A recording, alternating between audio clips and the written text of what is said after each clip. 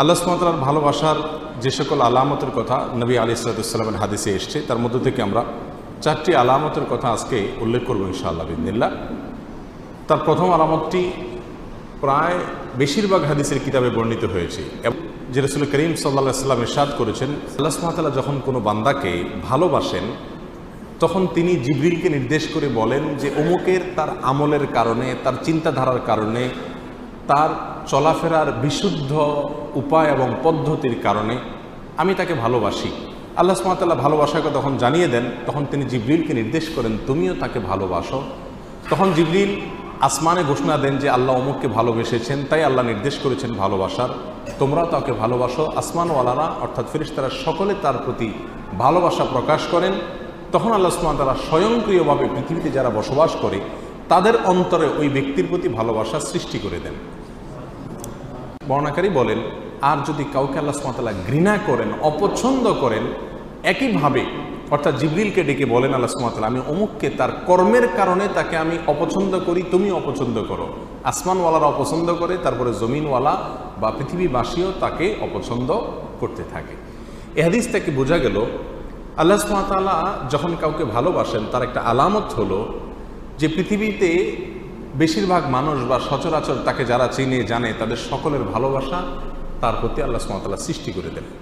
এখন আপনারা কেউ বলতে পারেন, তাহলে আমরা অনেক তথাকথিত তারকা, তথাকথিত জনপ্রিয় শিল্পী, বিভিন্ন সেক্টরের আমরা দেখি তারা খুব জনপ্রিয়, তাদেরকে মানুষ অনেক বেশি ভালোবাসে, তাদের অনেক ফ্যান ভক্ত পাওয়া যায়, তাহলে তার মানে কি এদেরকে আল্লাহ সুবহানাহু ওয়া তাআলা অনেক ভালোবেসেছেন, তাই জিবরিল ভালোবেসেছেন, তাই পৃথিবীতে সবাই তাদেরকে পছন্দ করে, তাদের ফ্যান ফলোয়ার আছে? ব্যাপারটি কি তাই? ব্যাপারটি তা না। আসলে এখানে জমিনওয়ালাদের ভালোবাসা বলতে মুমিনদের, ইমানদারদের, নেককারদের ভালোবাসা বোঝানো হয়েছে। যারা সৎকর্মশীল, যারা ভালো কাজ করতে চায়, যারা আদর্শবান, যারা মুত্তাকি, যারা পরহেজগার, এদের ভালোবাসা সচরাচর আল্লাহ সুবহানাহু ওয়া তাআলা এরকম ব্যক্তিকে দান করেন যে ব্যক্তি নিজে আল্লাহ সুবহানাহু ওয়া তাআলার কাছে প্রিয় হয়েছেন তার কর্মের মাধ্যমে। তখন ওই ব্যক্তিকে আল্লাহ সুবহানাহু ওয়া তাআলা অদৃশ্য এবং অবর্ণনীয় এক ভালোবাসা মানুষের অর্থাৎ মুমিনদের, মুত্তাকিদের অন্তরে আল্লাহ সুবহানাহু ওয়া তাআলা দান করে থাকেন। তাহলে ভালো মানুষেরা যাকে ভালোবাসবে, নেককাররা যাকে ভালোবাসবে, মুত্তাকিরা যাকে ভালোবাসবে, বুঝতে হবে এই লোকটাকে আল্লাহও ভালোবাসেন। এটা হলো আল্লাহর ভালোবাসার একটা আলামত, একটা নিশানা। আর এই জন্য আমাদেরকে জনপ্রিয়তা মানুষের কাছে চেয়ে বেড়ানোর প্রয়োজন নাই। এই হাদিস বলছে কেউ যদি চায় যে সকল ভালো মানুষেরা তাকে ভালোবাসুক, তাহলে সে ভালো পথে চলুক।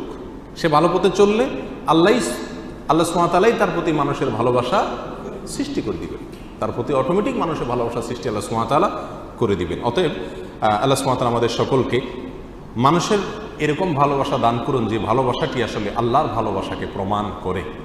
নাম্বার 2, আল্লাহ সুবহানাহু ওয়া তাআলা যখন কোনো মানুষকে ভালোবাসেন, কাউকে পছন্দ করেন, সেটা আমরা কিভাবে বুঝবো? তার দ্বিতীয় আলামত হলো আল্লাহ যাকে ভালোবাসেন তাকে বিপদ আপদ দেন, তাকে মুসিবত দেন, তাকে কষ্ট দেন। এটা হলো একটা আলামত যে আল্লাহ সুবহানাহু ওয়া তাআলা ওই লোকটাকে ভালোবাসেন। এ বিষয়ে সুনানে তিরমিজির এক হাদিসে আসছে, রাসূল আকরাম সাল্লাল্লাহু আলাইহি ওয়াসাল্লাম ইরশাদ করেছেন, ওয়া ইন্নাল্লাহা ইযা আহাব্বা কওমান ইবতালাহুম। আর যখন আল্লাহ সুবহানাহু ওয়া তাআলা কোনো মানুষকে, কোনো জাতিকে ভালোবাসেন তখন তাদের পরীক্ষা নেন, তাদেরকে মুসিবত দেন, কষ্ট দেন, রোগে, শোকে, অসুবিধায় ফেলে নানাভাবে আল্লাহ সুবহানাহু ওয়া তাআলা তাদেরকে পরীক্ষা করেন। এই যে বিপদ আপদে ফেলে দেওয়া, এটা কিন্তু আল্লাহ সুবহানাহু ওয়া তাআলার ভালোবাসার একটি আলামত। ফামান রাদিয়া ফালাহুর রিদা ওয়া মান সাখাতা ফালাহুস সাখত। আল্লাহর এই দেওয়া পরীক্ষায়, কষ্টে যে ব্যক্তি সন্তুষ্ট হয়ে যায়, আল্লাহর ফয়সালাকে মেনে নেয়, ফালাহুর রিদা, তার জন্য আল্লাহর সন্তুষ্টি অবধারিত হয়ে যায়। আর যে ব্যক্তি আল্লাহর এই ফয়সালায়, আল্লাহর এই কষ্ট দেওয়ায় সে অসন্তুষ্ট হয়ে যায়, আল্লাহর ফয়সালাকে মেনে নিতে পারে না, রিদা বিল কাদা, ইমানের গুরুত্বপূর্ণ একটা পয়েন্ট, এই বিষয়টি যে অর্জন করতে পারে না, বরং হাহুতাশ করে, অস্থির হয়ে যায়, গালমন্দ শুরু করে দেয়, আল্লাহর ফয়সালাকে সে অ্যাভয়েড করে, হ্যাঁ আল্লাহ আর লোক দেখে নেই, আমার উপরে সব বিপদ আসে, এই টাইপের কথাবার্তা বলে ফালাহুস সাখত, তখন ওই ব্যক্তির জন্য আল্লাহর পক্ষ থেকে অসন্তুষ্টি অবধারিত হয়ে যায়। আল্লাহ আমাদের মাফ করুন। তাহলে এই হাদিস থেকে বোঝা গেল আমাদের সমাজে অনেক লোক আছে যাদেরকে আমরা দেখি তারা বিপদে আপদে, মুসিবতে, কষ্টে থাকে, তাদের কষ্ট দূর হয় না।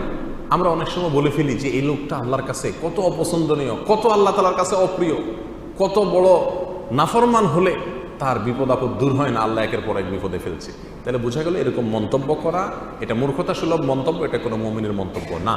বরং হাদিস থেকে বোঝা যায় ইন্নাল্লাহ ইযা আহাব্বা আবদান ইবতালাহ, আল্লাহ কোনো মানুষকে ভালোবাসলে তাকে পরীক্ষা নেন, তাকে বিপদ দেন, তাকে মুসিবত দেন।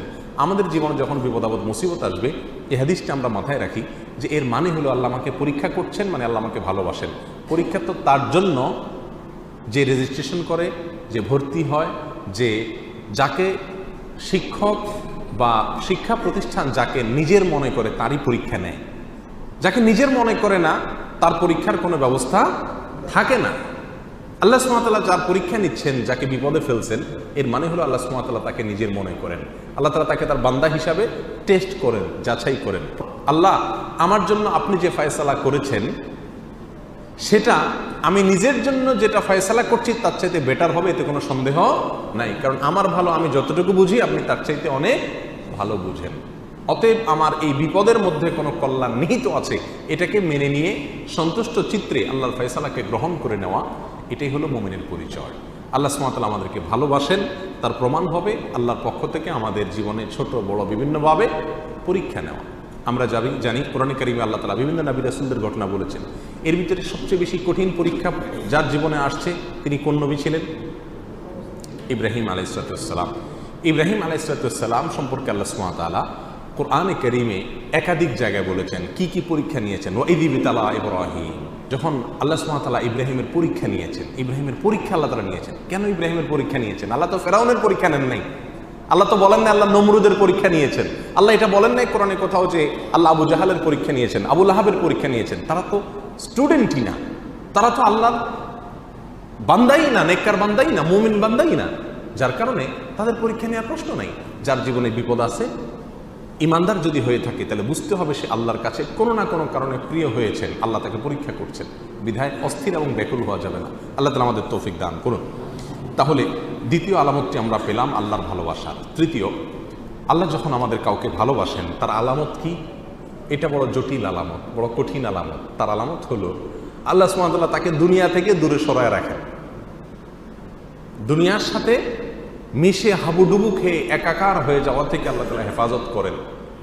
আমাদের অনেকে আমরা দুনিয়া চাই, পদ পদবি, অর্থ কড়ি, প্রভাব প্রতিপত্তি, কে না চাই? আমরা সবাই চাই এগুলা। কিন্তু আল্লাহ সুবহানাহু ওয়া তাআলা কিছু মানুষকে ভালোবেসে এগুলো থেকে দূরে সরায় রাখেন। সে চাইলেও ব্যাটে বলে হয় না। আল্লাহ সুবহানাহু ওয়া তাআলা তাকে দুনিয়া থেকে পরিকল্পিতভাবে বাই প্ল্যান, ইচ্ছাপূর্বক আল্লাহ সুবহানাহু ওয়া তাআলা সরায় রাখেন। কেন? তার জন্য ওই জায়গায় গেলে ক্ষতি হবে। সে দুনিয়ার সাথে যদি মিশে যায় তাহলে সে ধ্বংস হয়ে যাবে। আল্লাহ সুবহানাহু ওয়া তাআলা তাকে বাঁচিয়ে রাখেন। এই প্রসঙ্গে সহিহ ইবনে হিব্বান, মুস্তাদরাক হাকিম, সুনানে তিরমিজি অনেকগুলো হাদিসের কিতাবে হাদিসটি বর্ণিত হয়েছে। রাসূল আকরাম সাল্লাল্লাহু আলাইহি ওয়াসাল্লাম বলেছেন, ইন্নাল্লাহা ইযা আহাব্বা আবদান হামাহুদ দুনিয়া কামা ইয়াহমি আহাদুকুম মারিদাহু আল মা লিয়াশফিয়া।